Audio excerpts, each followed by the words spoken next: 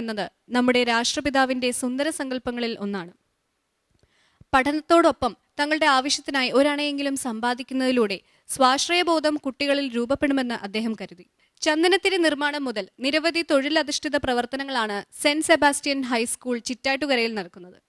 നമുക്ക് സ്വാഗതം ചെയ്യാം സെന്റ് സെബാസ്റ്റ്യൻ ഹൈസ്കൂളിനെ ഈ വേദിയിലേക്ക്.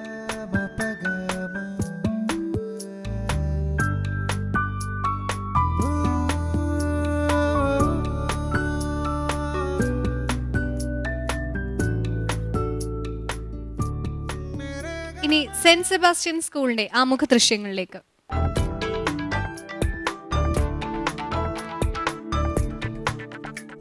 കലാപരമായും കായികപരമായും പാഠ്യേതര വിഷയങ്ങളിലും ഈ വിദ്യാലയം മികച്ച നിലവാരമാണ് പുലർത്തി വരുന്നത്. 1791 വിദ്യാർത്ഥികൾ വിദ്യ അഭ്യസിക്കുന്ന ഈ വിദ്യാലയത്തിൽ അധ്യാപകരും അനധ്യാപകരുമായി 62 പേർ സേവനമനുഷ്ഠിക്കുന്നു.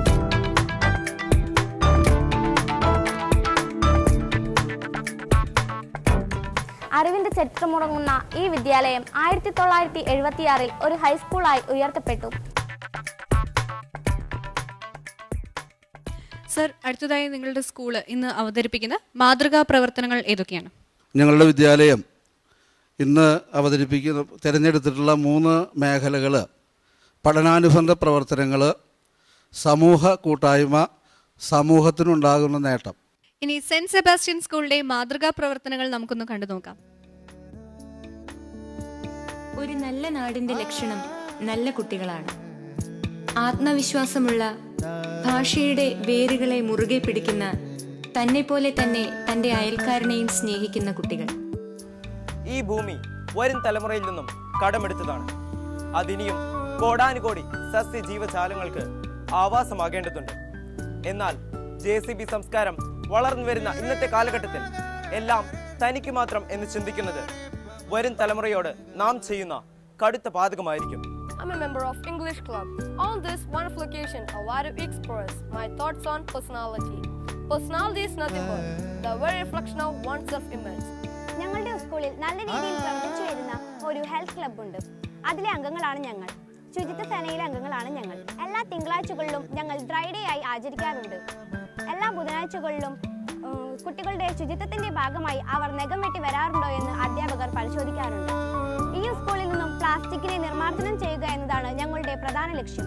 ഞങ്ങളുടെ സ്കൂളിൽ വളരെ സജീവമായി പ്രവർത്തിക്കുന്ന ഒരു യൂണിറ്റാണ് വിദ്യാരംഗം കലാസാഹിത്യവേദി. ഞങ്ങൾ അവസാനമായിട്ട് ചെയ്ത പ്രവൃത്തികൾ ഒരുപാട് പതിപ്പുകൾ നിർമ്മിച്ചിട്ടുണ്ടായിരുന്നു. പാഠഭാഗങ്ങളുമായി ബന്ധപ്പെട്ടുള്ള പതിപ്പുകളാണ് നിർമ്മിച്ചത്.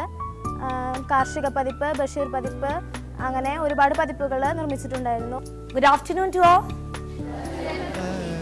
And the lesson that we are going to deal with today is called The Man Who Knew Too Much, written by Alexander Barron. What is the meaning of musketry?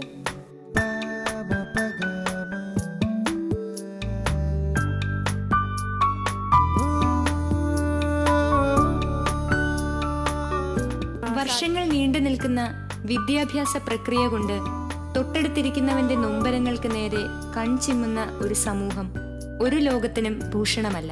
ഈ സ്കൂളിൽ ഒരു പാവപ്പെട്ടവർക്ക് വേണ്ടി പുവർ ബോക്സ് വെച്ചിട്ടുണ്ട്. എല്ലാ ക്ലാസ്സിൽ നിന്നും കിട്ടുന്ന പൈസ കൊടുത്തിട്ടാണ് സാധനങ്ങൾ പൈസ മേടിക്കുന്നത്.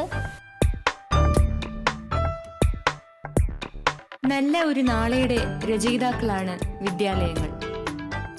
പുസ്തകങ്ങൾക്കപ്പുറവും ചിന്താധാരയുടെ സീമകളെ മറികടന്ന് ജന്മവാസനകളെയും ദൈവീക സിദ്ധികളെയും പരിപോഷിപ്പിക്കേണ്ട ഒരു ലോകമാണ് വിദ്യാലയം. എൻ്റെ മകൻ 10ൽ പഠിക്കുന്നുണ്ട്. അപ്പോൾ മാഷന്മാർ വീട്ടുള്ളിലേക്ക് വരും. വീട് സന്ദർശനത്തിന് കുട്ടികളെ അവരെ വിലയിരുത്താനാണ് വരുന്നത്. എങ്ങനെ പഠിക്കുന്നു, അവർ പഠിപ്പ് കുറവുണ്ടെങ്കിൽ അത് പറഞ്ഞ് മനസ്സിലാക്കി തരാം. ഫീലിംഗ് ക്ലബിൻ്റെ നേതൃത്വത്തിൽ ഒരു സിനിമ നടത്തുകയും ഞങ്ങളതിൽ അഭിനയിക്കുകയും ചെയ്തു. ഞങ്ങൾ കൂട്ടുകാർ എന്നാണ് ഈ സിനിമയുടെ പേര്. ഈ വിദ്യാലയം നൽകുന്ന ഉറപ്പ് ഇതാണ്: മനുഷ്യപ്പറ്റിനും സഹാനുഭൂതിക്കും മരണമില്ല. ഇനി സ്കൂൾ പ്രതിനിധികളും ജൂറി അംഗങ്ങളുമായുള്ള ആശയവിനിമയമാണ്.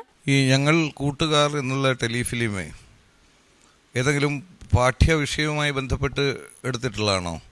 അതിൽ വർക്ക് ചെയ്തിട്ടുള്ള കുട്ടികളാരാ ഉള്ളത്? എന്താ നമ്മളെ ചെയ്തിരിക്കുന്നത് ശ്വേത? അല്ല, ഇന്നത്തെ സമൂഹത്തിന്റെ പ്രശ്നങ്ങളാണ് അതിൽ ഉൾപ്പെടുത്തിയിരിക്കുന്നത്. എന്താണ് സമൂഹത്തിന്റെ പ്രശ്നം? ഇന്ന് കുട്ടികളെ അമിതമായിട്ട് നിയന്ത്രിക്കുന്ന മാതാപിതാക്കന്മാരും തീരെ നിയന്ത്രിക്കാത്ത മാതാപിതാക്കന്മാരും ഒക്കെ ഉണ്ട്.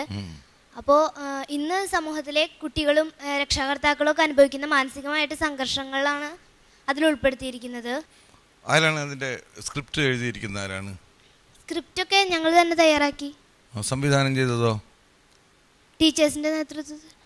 അല്ല, കുട്ടികളാണോ സംവിധാനം ചെയ്തത്, അതല്ല ടീച്ചേഴ്സിന്റെ സഹായത്തോടെയാണോ?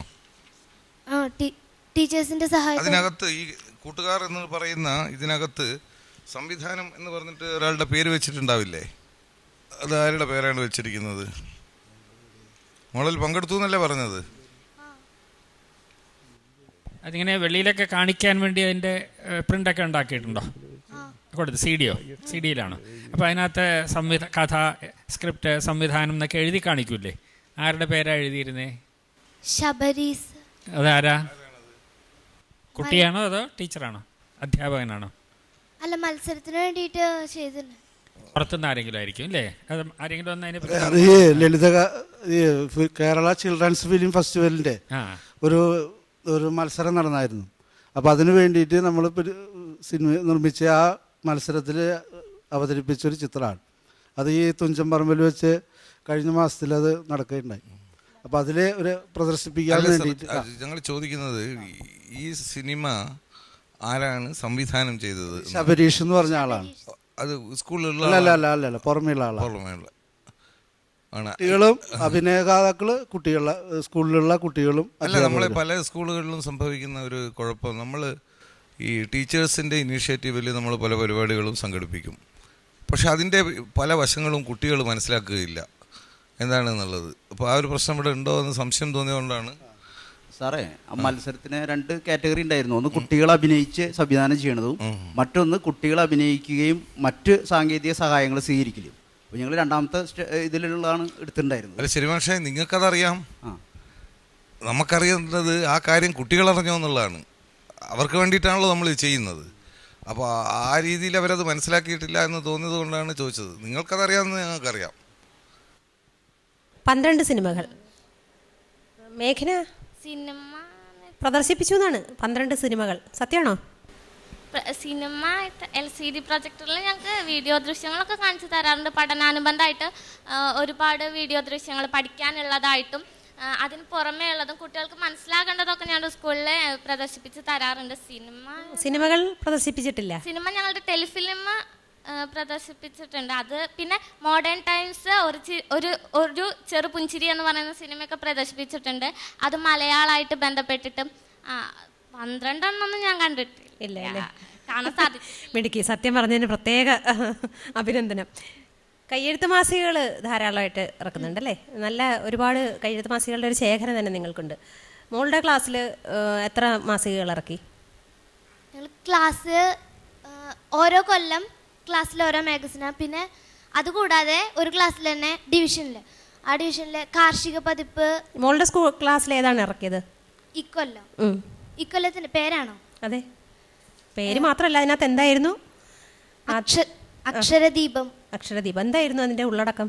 അതിൽ കുട്ടികളുടെ പല കൃതികള്, ഇപ്പോൾ ചെറുകഥകള്, പ്രബന്ധങ്ങള്.